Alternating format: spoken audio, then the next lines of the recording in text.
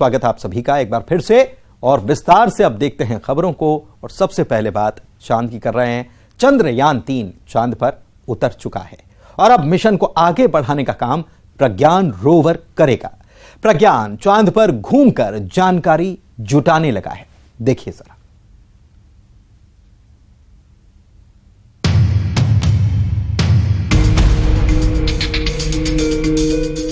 चांद के दक्षिणी ध्रुव पर चंद्रयान-3 की सफल लैंडिंग के साथ ही भारत ने इतिहास रच दिया है। अब दुनिया भर की नजरें प्रज्ञान रोवर पर हैं।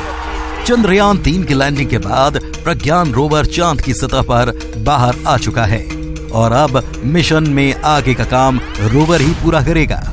प्रज्ञान अगले 14 दिन तक चंद्रमा की जानकारी जुटाएगा और विक्रम लैंडर को भेजेगा, जहां से ये सभी जानकारियां इसरो तक भेजी जाएंगी।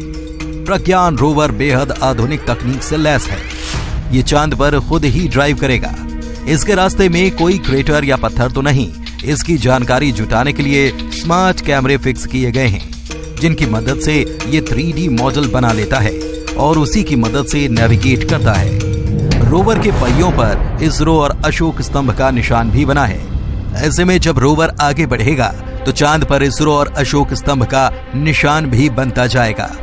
इसरो ने चंद्रयान-3 के लिए 3 लक्ष्य तय किए हैं। चंद्रमा के दक्षिणी ध्रुव पर लैंडर की सॉफ्ट लैंडिंग, चंद्रमा पर लैंडर को उतारना और घुमाना, लैंडर और रोवर से चंद्रमा की सतह पर शोध करना। ये तीनों लक्ष्य इसरो ने पूरे कर लिए हैं। भारत का मिशन मून सफल हो चुका है। देश भर में जश्न का माहौल है और इसके बीच प्रज्ञान रोवर अपने मिशन में जुटा है।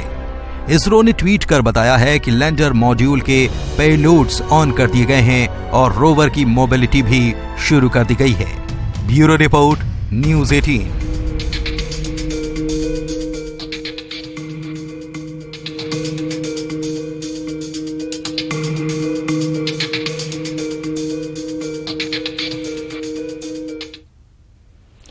तो चांद पर उतरकर भारत ने इतिहास रचा तो दुश्मनों की बोलती ही बंद हो गई। पाकिस्तान के बड़बोले पूर्व मंत्री फवाद चौधरी ने तो यू टर्न ही ले लिया। दुनिया में भारत का डंका बजा तो फवाद चौधरी ने भी भारत को चंद्रयान-3 की सफलता पर बधाई दे डाली।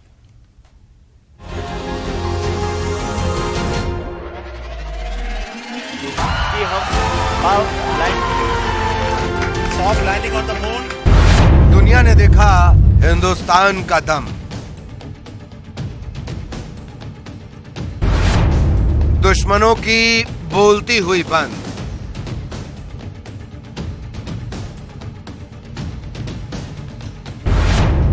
सौ साल पीछे हुआ पाकिस्तान। सर हम 100 साल पीछे हैं। हम 100 साल पीछे हैं। आज से 100 साल बाद हमारा मून के ऊपर जाके कोई सैटेलाइट, वो भी कोई उम्मीद नजर नहीं आ रही। चांद पर हिंदुस्तान, बदहाल पाकिस्तान। ये वो तस्वीरें हैं जिन्होंने एक बार फिर 140 करोड़ से ज्यादा भारतीयों को गर्व महसूस करने का मौका दिया। चांद पर चंद्रयान-3 की सफल लैंडिंग से पूरी दुनिया भारत की ताकत का लोहा मान रही है। जो काम रूस, अमेरिका और चीन नहीं कर पाए, उसे हिंदुस्तान ने कर दिया। भारत दुनिया का पहला देश बन गया जो चांद के दक्षिणी ध्रुव पर पहुंचा। दुनिया भर से भारत को बधाइयां मिल रही हैं। भारत के दुश्मन भी हमें बधाई देने से खुद को रोक नहीं पा रहे। पाकिस्तान से भी हिंदुस्तान को बधाइयों का तांता लगा हुआ है। आम जनता की बात तो छोड़िए, पाकिस्तान के पूर्व मंत्री फवाद हुसैन चौधरी ने भी चंद्रयान की सफलता पर बधाई दी है। पाकिस्तान के पूर्व साइंस और टेक्नोलॉजी मिनिस्टर फवाद चौधरी ने भारत और अंतरिक्ष एजेंसी इसरो को बधाई दी।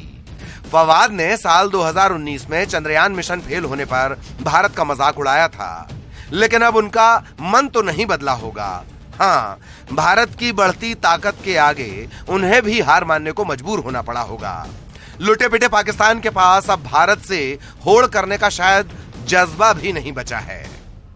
फवाद चौधरी ने चंद्रयान की सफल लैंडिंग होते ही ट्वीट किया और लिखा, इसरो के लिए कितना महान पल है जो उनका चंद्रयान-3 चांद पर उतर चुका है। मैं देख सकता हूं कि कितने ही युवा वैज्ञानिक इसरो के चेयरमैन सोमनाथ के साथ इस मौके का जश्न मना रहे हैं। सपने देखने वाली सिर्फ युवा पीढ़ी ही दुनिया को बदल सकती है। Good luck. इससे पहले फवाद ने ट्वीट कर कहा था कि पाकिस्तान की मीडिया को चंद्रयान-3 की लैंडिंग का लाइव टेलीकास्ट दिखाना चाहिए।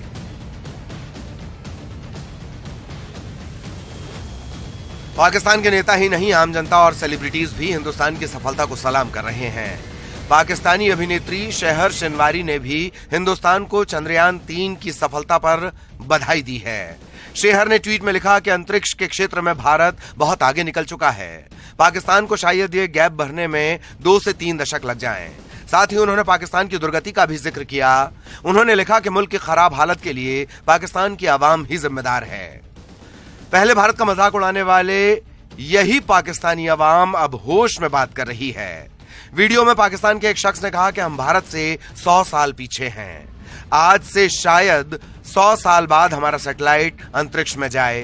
हालांकि इसकी उम्मीद नजर नहीं आ रही। उसका कारण यह है कि हमारी सरकार आपस में ही लड़ रही होती है, जनता को कोई राहत नहीं।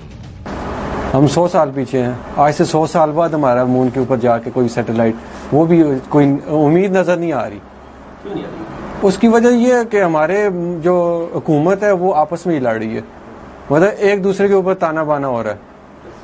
एक कह रही है इसने चोरी की है, दूसरा कह रही है इसने। अवाम को रिलीफ तो कोई नहीं मिल रहा। इंडिया चांद की ओर पहुंच गया। मैं हैरान रह गया कि ये यहाँ पे बिल और महंगाई की अपने लगे हैं। ये कुछ टेक्नोलॉजी के बारे में सोचते ही नहीं ऊपर। वो एजुकेशन के लिहाज से भी बहुत आगे हैं। मैं बाहर रहा हूँ दुबई में, उधर जो है हमारे साथ लड़के हैं वो काफ़ी पढ़े लिखे हुए हैं, और पाकिस्तान ये भी पढ़े लिखे हुए हैं, पर इनको इतना मौका नहीं मिलता आगे जाने का। अगर कोई आगे आता है तो वो बस उसको दबा दबा के कोई उसका आगे पीछे कर देते हैं। इंडिया को ले ले, इंडिया हमारे से कितना आगे है आईटी में। जिस तरह उन्होंने कितनी तरक्की की है आईटी में, और उनकी गवर्नमेंट जो है उनको सपोर्ट भी करती है। चंद्रयान 3 की सफलता पर एक पाकिस्तान के युवक ने कहा कि पाकिस्तान में फिलहाल रोटी कपड़ा और मकान के लाले पड़े हुए हैं। पाकिस्तान खुद अंतर्राष्ट्रीय मौद्रिक कोष IMF के भरोसे है। ऐसे में हम तरक्की और तकनीक के बारे में सोच भी नहीं सकते। ये पाकिस्तान के हाल है। तो दूसरी तरफ हिंदुस्तान ने कहा कि चंद्रयान 3 पूरी दुनिया और मानव जाति की तरक्की के लिए है। Bureau report, news 18। पाकिस्तानी सीमा हैदर के बाद अब एक और महिला अपने बच्चे के साथ नोएडा आ पहुंची है। बांग्लादेश से आई सोनिया अख्तर इन दिनों सुर्खियों में बनी हुई है। बांग्लादेशी महिला का यह आरोप है कि सौरभ कांत तिवारी ने उससे शादी की और छोड़कर फिर भारत आ गया। तो वहीं सौरभ कांत तिवारी ने सोनिया पर जबरन धर्मांतरण करवाने के आरोप लगाए।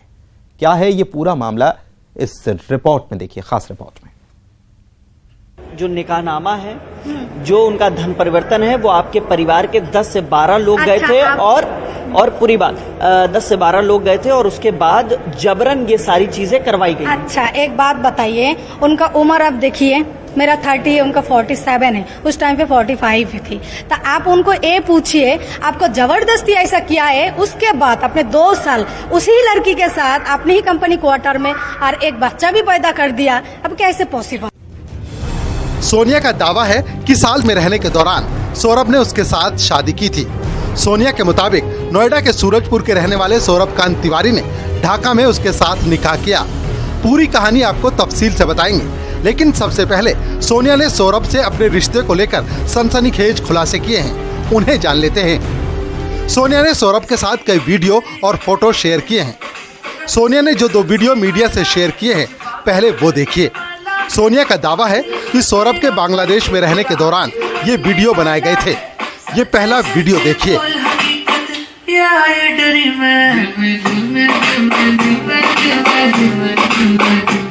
इसमें साफ देखा जा सकता है घर में पार्टी चल रही है।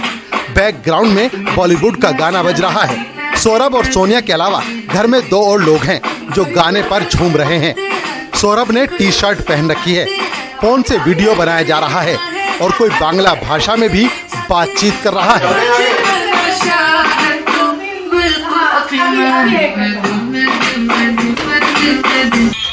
अब ये दूसरा वीडियो देखिए। ये भी पार्टी का ही वीडियो है। इस वीडियो में भी सौरभ और सोनिया दिखाई दे रहे हैं। एक दूसरे के हाथ में हाथ डालते हुए दोनों नाच रहे हैं। पार्टी में 3 लोग शामिल हैं जिनके कदम हिंदी गानों पर जमकर थिरक रहे हैं। सभी लोग पूरी तरह जश्न में डूबे हुए हैं। पार्टी के वीडियो के बाद सोनिया ने कई फोटो भी जारी किए हैं। पहली तस्वीर में सौरभ और सोनिया ने एक दूसरे के साथ सेल्फी खिंचवाई है। दूसरी तस्वीर में सौरभ सोनिया को फूल देते दिखाई दे रहा है। तीसरी तस्वीर में सौरभ ने सोनिया के कंधे पर हाथ रखा हुआ है। अब ये चौथी तस्वीर जिसमें दोनों एक दूसरे के करीब फोटो खिंचा रहे हैं। अब ये पांचवी तस्वीर जिसमें सौरभ ने सोनिया का हाथ पकड़ा हुआ है। इस छठी तस्वीर में सोनिया व्हील चेयर पर है और सौरभ पीछे खड़े होकर उसे संभाल रहा है। इस तस्वीर में सौरभ बच्चे को चूम रहा है तो इसमें उसने बच्चे को अपनी गोद में लिया हुआ है।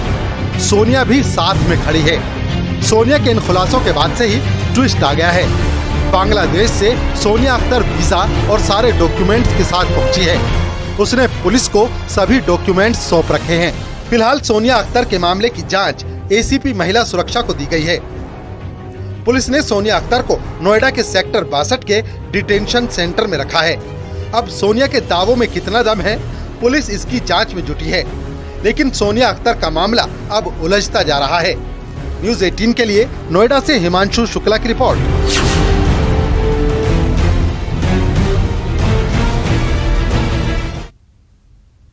69वें राष्ट्रीय फिल्म पुरस्कार का ऐलान हो चुका है। Best actor, actress, best film के नाम भी घोषित कर दिए गए हैं। किन फिल्मों ने दिखाया है जलवा, आइए जानते हैं।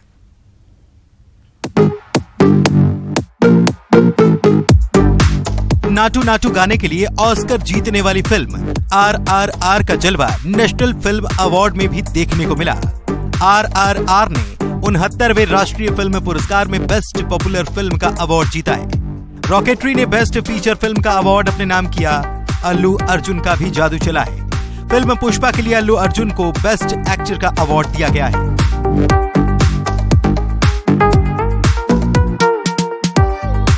बेस्ट एक्ट्रेस का खिताब आलिया भट्ट और कीर्ति सेनन ने जीता है। आलिया भट्ट को गंगूबाई काठियावाड़ी और कीर्ति सेनन को मिमी के लिए अवार्ड दिया गया है। फिल्म मिमी के लिए ही पंकज त्रिपाठी ने बेस्ट सपोर्टिंग एक्टर का अवार्ड जीता है, जबकि पल्लवी जोशी को द कश्मीर फाइल्स के लिए बेस्ट सपोर्टिंग एक्ट्रेस का अवार्ड मिला है।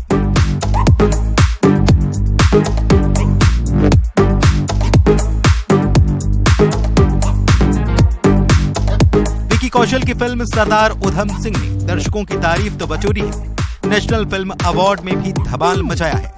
बेस्ट हिंदी फिल्म का अवार्ड जीतने के साथ ही best costume designer, best production designer, best cinematography का अवार्ड भी सरदार उधम सिंह के नाम रहा।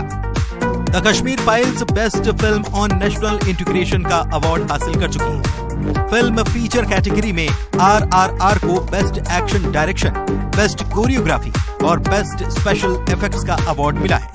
राष्ट्रीय फिल्म पुरस्कार फिल्मों के लिए सबसे प्रतिष्ठित पुरस्कार है, जिन्हें जीतना हर कलाकार का ख्वाब रहता है।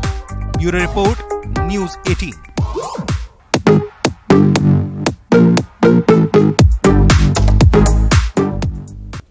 और चलिए बढ़ते आगे। चेस वर्ल्ड कप के फाइनल में भारत के प्रज्ञानंदा को विश्व के नंबर 1 खिलाड़ी मैग्नस कार्लसन से हार का मुंह देखना पड़ा, हार का सामना करना पड़ा।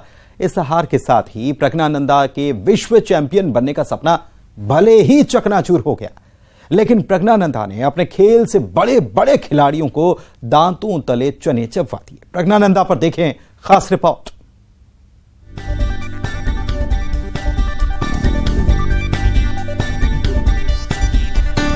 अठारह साल की उम्र में रनर अप का खिताब जीत लेना, अपने से 14 साल बड़े खिलाड़ी को टाई ब्रेकर तक ले आना मामूली बात तो नहीं होती, लेकिन रमेश बाबू प्रज्ञानंदा ने ये कारनामा कर दिखाया।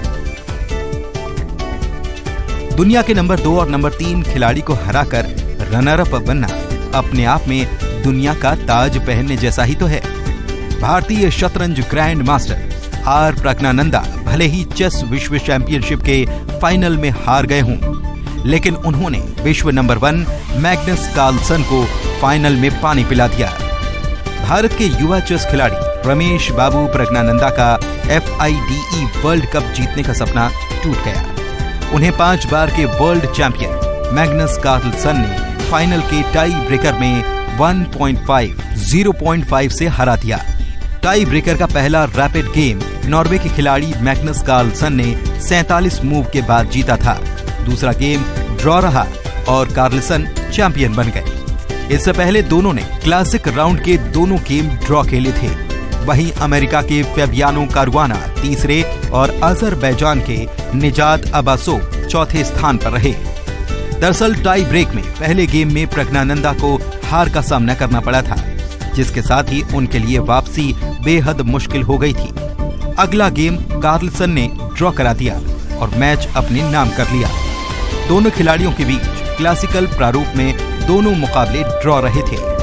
ऐसे में ये मैच टाई ब्रेकर में पहुंच गया और यहां जीत हासिल कर मैग्नस कार्लसन ने विश्व चैंपियन बनने का गौरव हासिल किया। अगर प्रज्ञानंदा यह मुकाबला जीत जाते तो 21 साल के बाद कोई भारतीय ये टाइटल जीतता। इससे पहले विश्वनाथन आनंद ने साल 2002 में इस चैंपियनशिप में जीत हासिल की थी। तब प्रज्ञानंदा पैदा भी नहीं हुए थे। प्रज्ञानंदा के इस शानदार खेल से प्रभावित होकर प्रधानमंत्री नरेंद्र मोदी ने उन्हें बधाई दी और प्रज्ञानंदा के उज्जवल भविष्य के लिए शुभकामनाएं दी। Bureau report, news 18। और इसी के साथ खबर असरदार के इस बुलेटिन में फिलहाल इतना ही। मुझे दीजिए इजाजत। खबरों का सिलसिला जारी। नमस्कार।